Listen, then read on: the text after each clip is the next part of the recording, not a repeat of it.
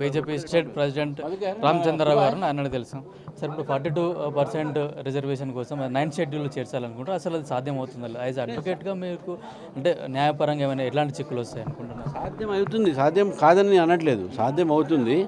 కానీ ఒక చట్టం ప్రకారం, సుప్రీంకోర్టు జడ్జిమెంట్ ప్రకారం మళ్ళీ అది జ్యుడిషియల్ రివ్యూ పోతుంది. ఆ జ్యుడిషియల్ రివ్యూలో ఏమవుతుంది అనేది నేను ప్రశ్నిస్తున్నాను కాంగ్రెస్ ప్రభుత్వాన్ని. ఒకవేళ జ్యుడిషియల్ రివ్యూలో మీ యొక్క 42% ఒప్పుకోపోతే మీ దగ్గర ఏం సవాళ్ళు ఉన్నాయి? ఎందుకంటే సుప్రీంకోర్టు పోతాయి ఇవన్నీ మళ్ళీ.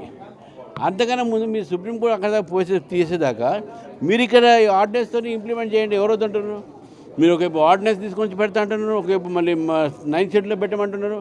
ఏం నాటకాలు చేస్తున్నారు మీరు? ఏంది అంటే ఇప్పుడు తమిళనాడులో కూడా ఇట్లాంటి బిల్లు పెడితే సుప్రీంకోర్టులో కూడా స్టే ఉందంటున్నారు కదా. సుప్రీంకోర్టు పెండింగ్ ఉంది కాబట్టి అది అమలు పరుస్తుంది. ఒకవేళ సుప్రీంకోర్టు దాన్ని కొట్టేసింది అనుకోండి, తమిళనాడు ఆగిపోతుంది. కాబట్టి అది అప్పుడు ఉన్నటువంటి ఒక పివి నరసింహరావు గారికి మన మెజారిటీ లేదు కాబట్టి జయలలిత గారు ఒత్తిడి తీసుకొచ్చి 9th షెడ్యూల్లో పెట్టించింది.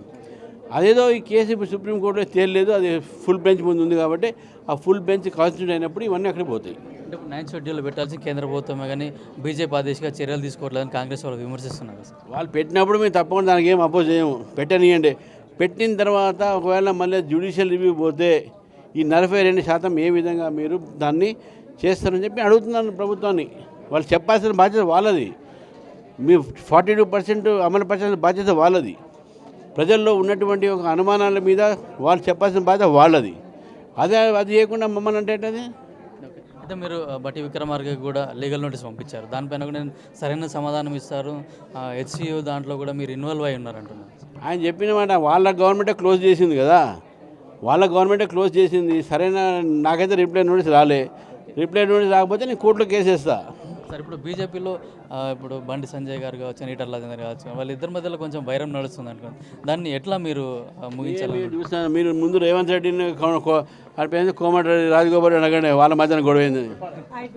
అయితే మేము బీసీ రిజర్వేషన్కి ఎప్పుడు వ్యతిరేకం కాదు, రాష్ట్ర ప్రభుత్వం దానిపైన ఆ దిశగా చర్యలు తీసుకుంటే మేము తప్పకుండా బీసీ రిజర్వేషన్ అమలు పరిచేందుకు మద్దతు ఇస్తామని కూడా రామచంద్రరావు చెప్తున్నారు. కెమెరామెన్ తరుణ్తో కిరణ్ కుమార్, పల్లె టీవీ, హైదరాబాద్.